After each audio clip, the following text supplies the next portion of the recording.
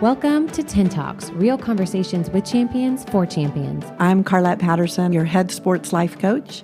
And the desired outcome of our Real Conversations for Champions with Champions is to share our passion for sports life coaching.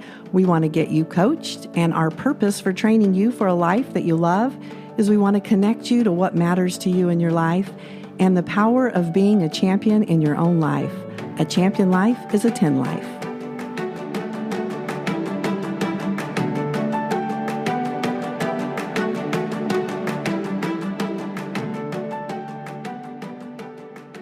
Hi team, we are wrapping up our first season and it is so fun to look back at all of our champion guests that we've had the honor of having on and just thinking about who do we want to really share with you one more time as we close out this first season. And if we share them with you again, what's our desired outcome? Why do we want to go back and listen and see what we can learn from our guest as we take apart just kind of their story? And what we've done is we want to remind you that we've chosen for this last part of our series, season 1, to be all about giving hope. And our definition of giving hope is to get involved, volunteer, educate, and help other people excel. So if you'd like to listen to the full podcast from each one of our guests, remember that you can go to lifetrainingacademy.com and not only hear about their stories, but also about how you can get coached. We want to make our podcast all about you, and we want to share our passion of getting coached. So this week, it's all about really going into Nathan's story. Remember, Nathan is an Olympian. He is one of our coaches from New Zealand, and he has had the honor of being a rower on the Olympic medal team in 2008 in the Beijing Olympics. And he has degrees in physical education and finance. He's an elite athlete and has worked as an advisor for the high performance sport in New Zealand. And he's also an international commentary team on the 2016 Olympics. He's a marriage celibate, and among many things, he's also one of our coaches. So what's great about listening to the power of Nathan's story is that I really want you to learn from this Olympic athlete. What is it about our lives and the power of our stories that we can turn into a currency? And how is that currency of hope something that's just as valuable as when we think of money or time or energy? So one of our tools for coaching in our three-dimensional life is really managing our time, energy, and emotions. And that's what you're going to get to hear from an Olympian, how he really started to think about that third dimension and how it gave him hope. He received hope, and he also got energy from investing his currency of time into the things that mattered to him.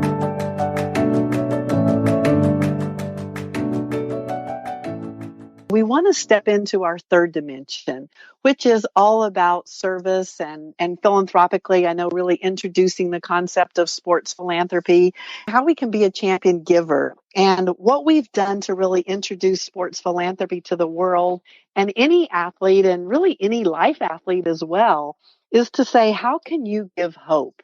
How can you really think about giving hope based on the power of your story? So Nathan, share with us who gave you hope in your life as you watch your film and how you're giving hope now. Yeah, so who gave me hope?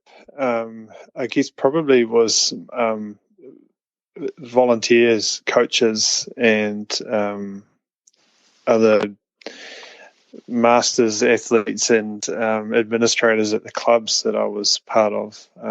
Right from a young age, I was privileged to be coached by Olympic athletes, to see them around my sport, also to, I guess, grow up in a family where it was important to my mum and dad that we went out and we volunteered and we gave our time for good causes and help people out.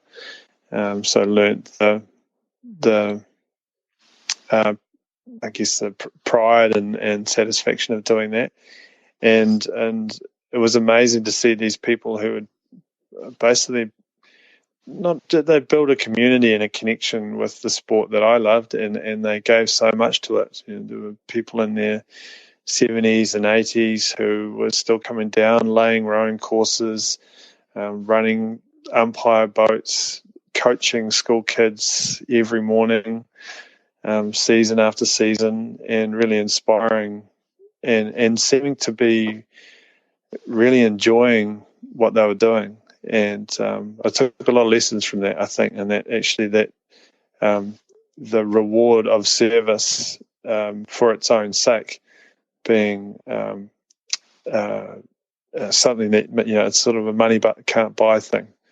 And so that's and again, in terms of working with Carlette and in terms of learning the coaching skills and trying to build that in others, seeing it actually change the lives of the people I work with, to go from, hey, how can I get paid for doing this thing, to actually go, it's okay that when a school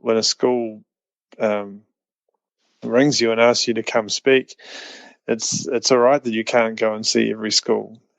You've only got so much energy in your season, and hey, you want to turn up and be a 10 for whoever you go and see, right? And so give yourself permission, I guess, to, again, be able to say no, but do it with honouring the person in the group you're talking with, and really delivering for those you can do.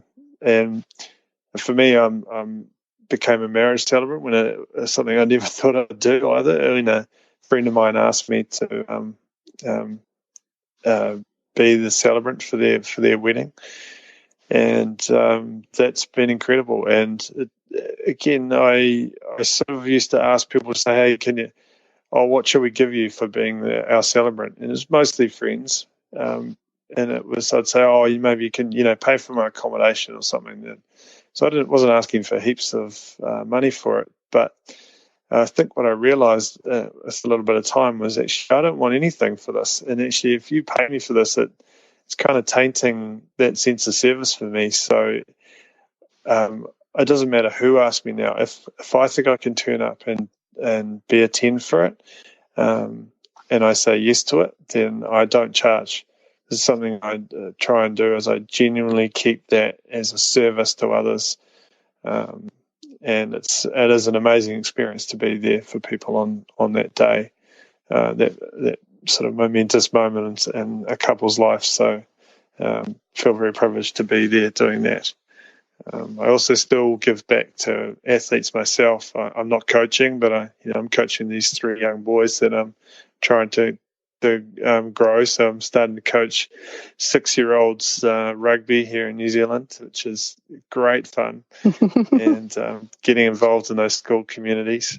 And it's a great way of actually trying to understand what a good values-based approach in sport is, and bringing the parents and kids along with that. So again, I think I've got more out of it than probably the kids and families have.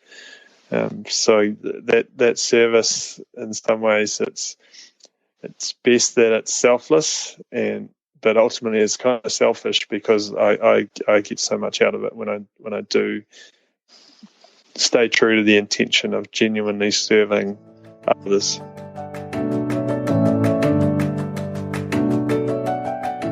Time to get you coached up. I hope you are motivated by listening to our Olympian, and really how Nathan dove into learning how to give hope on so many different dimensions and so many different areas of his life, including trying something brand new just in terms of being that marriage celibate. That's something he would have never thought about. And just by opening his heart and his mind to listening to his friends and hearing the needs that are out there, he started to discover how to turn his hope currency into something that really mattered in the people's lives that mattered to him. So, team, I want to coach you up on how to start to use this muscle of giving hope, and how we can help you decide what you want to invest your currency of hope in, what matters to you. So the tool I'm going to give you this week, it goes back to our STAT tool. It's one of our fundamentals that we use all the time. We anchor in anytime I'm going to invest my time, my energy, my emotions, my currency. Is this a 10 for me? So the tool is on a scale of 1 to 10, 1 being low, 10 being fabulous.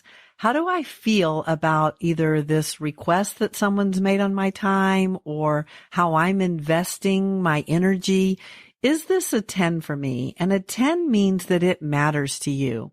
So we want to really coach you up in a way that you have a tool that every time somebody asks you to do something or you challenge yourself to get involved in something new, we want you to be able to say, on a scale of 1 to 10, what is my stat on this activity or even how I showed up? So you can use this in 3 dimensions of your life.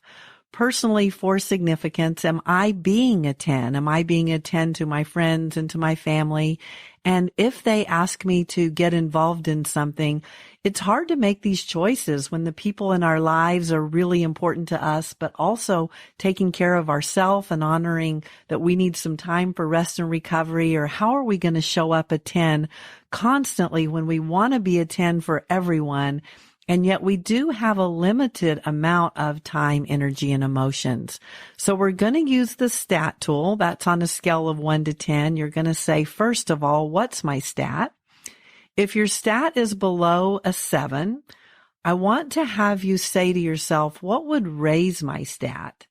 So we're really looking to get everything you're doing, time, energy, emotion, currency, everything that you're investing in and day out that becomes your life. We want you to live in the 8, 9, or 10 zone. So if you say yes to something that's a 7, you're actually just going to get a 7 out of it. That's how stats work. So if you watch your film and look at how you're investing your day, if most of your day is 3s and 4s and 6s and 7s, that's really how you're going to feel at the end of your day, because stats are factual and they really outline just that simplicity of how every choice we make starts to add up, either for us or it's subtracting what matters to us and really what's important in our lives. Now, here's the part that makes this really interesting is that as much as we'd all love to be in the 8, 9, or 10 zone, and the minute something shows up that we don't want to do, we're able to say, can't do that. That's not a 10 for me. Well, we all have to do our cardio in life. And cardio is basically, that's something that we do that isn't fabulous. It's definitely not a 10, but it gets us to a 10.